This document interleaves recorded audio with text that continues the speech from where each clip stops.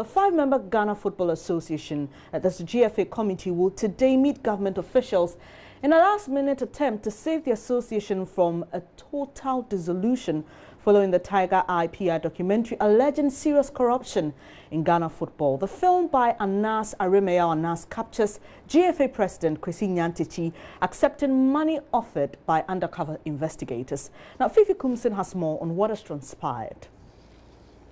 It's been a mixed bag of issues laced with feelings of anger. I think the leadership in this country really need to step up, set up, because it's a sellout. Betrayal. It is sad that he's still walking on the streets of Ghana or on the street of Accra.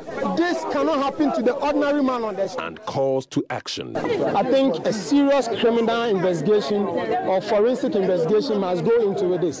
Today, GFA's five-member committee, appointed during an executive committee meeting last Friday, has a tough assignment, convincing government that the FA must not be dissolved. A statement issued by the executive committee read in part that a five-member team comprising Kwekweya, Benjamin Nab Eisen, Ked Okweku, Isaac Addo, and Samuel Pokwinti has been tasked to meet government for a resolution of the current impasse as well as draw up a program for lasting reforms. The GFA shall soon come out with a roadmap for the election of a substantive president in accordance with the statutes. That's not all. An ethics committee led by COP Kofi Boakye is expected to deal with the officials seen in the film taking monies. But there's one worry: it may not be able to achieve much.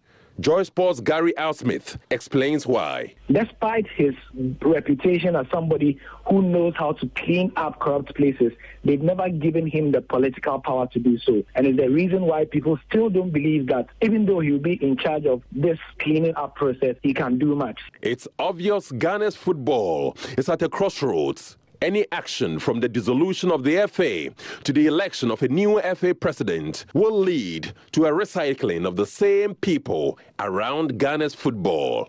So the big question is, who is the clean man to lead the way? Fifi Kumsin, Joy News. George Addo Jr. is with our Joy Sports team. He joins us with the Inside Scoop, and Celestine Carone with BBC Africa joins us on Skype from Nairobi. Now, let me start with you, George. The big question: who is the clean man to lead the GFA now? Excellent question. I don't know who the clean man is. It's difficult to look at it. I don't want to run any judgment here. It's interesting that the Ghana Football Association want to meet the government to try and save, at least in the last minute, try and prevent them from dissolving the Ghana Football Association. Well, the government has its own challenge, and its challenge is trying to fight for those who the game is really played for, the fans, those who love the game in the country. And the big question is, how do you restore the love? How do you restore the confidence? How do they become more confident about what's ongoing?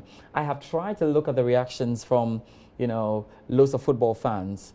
For instance, Keto Kreko, who is a member of the team going to meet the government, the committee going to meet the government, he put a post on Facebook saying, on Twitter saying that Ghana football will win in the end. And if you look at the kind of responses that he got, it gives me a feeling that fans in Ghana only want to see new faces and nothing else.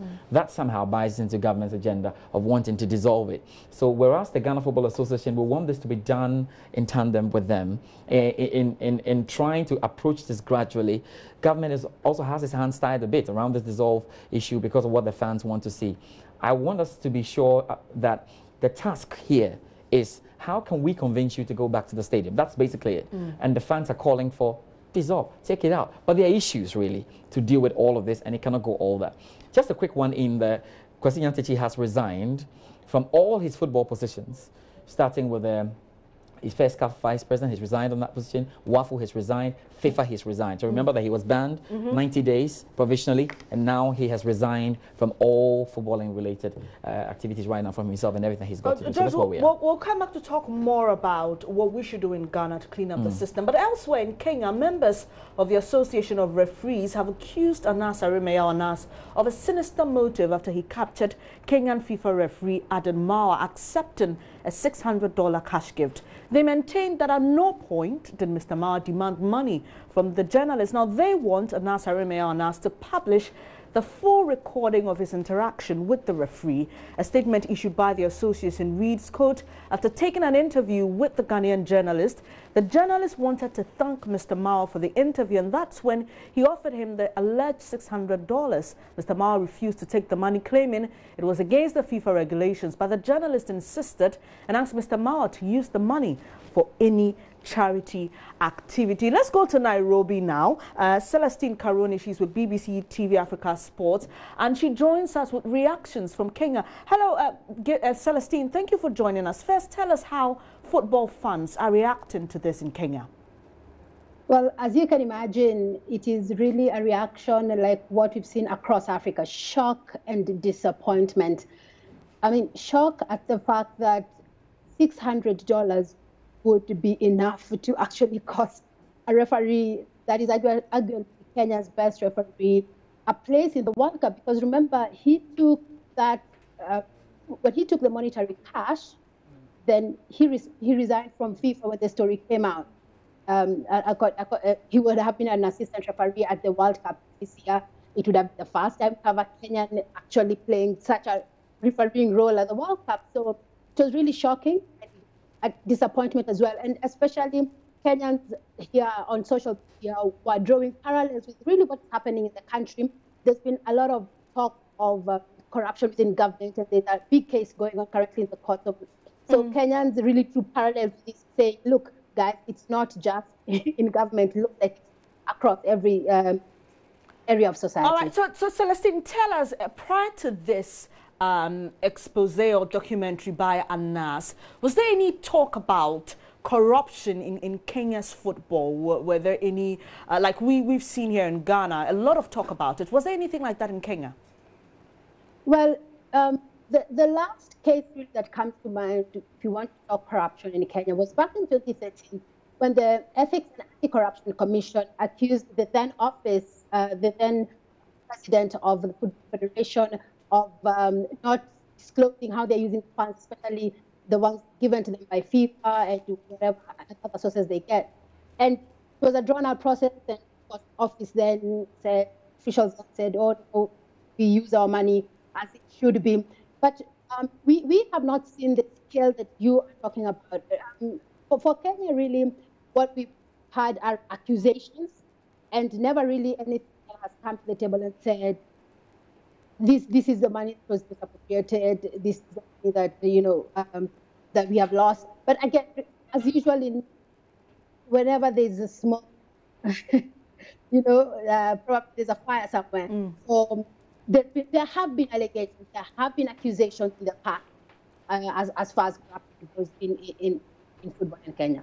Tell us if there are any cleanup exercises at the administrative level in Kenya's football as a result of referee Mawa featuring in this documentary. Like you mentioned, KAFORA, that is the Kenya Referees Association, standing by their man. You get the feeling that referees here are saying, we really don't have that. We've not seen, so we're not seeing the kind of clinical dissection that is happening in Ghana, with GFA under fire from government and stuff like that. For us, it's just the Football Federation has said they're investigating the matter, they're speaking to Mara to get the side of the story. The chairman of the Referees Association spoke to me. I did an interview with him last week, and he said, look, I know this man, he's an upstanding citizen. There's no way that money, was taken under the guise of doing something illegal. And so we are not seeing that kind of thing. But what the Federation promised that this will not go unnoticed. They will look at areas that is this actually happening in the game? What is happening as far as referees are concerned? And they are really willing to look there and say, if there's a problem, we are going to find the problem and fix it. Thank you very much, Celestine Karoni, joining us from Nairobi, giving us the Kenyan perspective to Anas's number 12, which featured a Kenyan referee, Mawa, who actually took $600. And like you heard her say, fans are disappointed. So back to you, George. Our committee is meeting government today. Yes. What are you picking up? They will hope to tell government that dissolution is not the right way. If they want to tell government that even if you dissolve the Ghana Football Association, you'll come back to the Ghana Football Association, you'll come back to setting up a new Ghana Football Association, and more importantly, you'll come back to working with the same people, i.e. club owners. I mean, those who have a real stake in football have to do with the club owners and club administrators and those who own football. Let's say we call them the football people. So that's what they would try to put to government. But I'm sure government would also, in response, definitely place it out there that we also need to get people love the sport again. And if what people are talking about is new faces, then somehow there has to be a bit of consensus on how the Ghana Football Association can look new for the ordinary fan to once again accept that, okay, these are a crop of guys we can work with, we can go in. In all of this, though, the technical part of it is that we have to go, and I'm saying we, I'm not part of football people, but I'm saying this, because I feel I'm a party to all of this as a sports journalist. The club owners would need to critically look at the reforms, look at the constitution they have, the statutes, and they would have to quickly seal all the loopholes that make it easy for things we saw in the video to reoccur. So, i.e., if anybody has sponsorship for the Ghana Football Association, it must directly go through the Ghana Football Association bank account, even before any agent comes up to come and take whatever. You cannot meet as a prospective sponsor and speak to him alone. At least 4 members of the marketing and sponsorship committee should be there for that. It goes in and in. I mean, we should have a point where the public interest committee, it should be there. We should have rendered accounts. It should be as transparent, and we'll get people back the love of the game. I think this is what they need to do when they go down.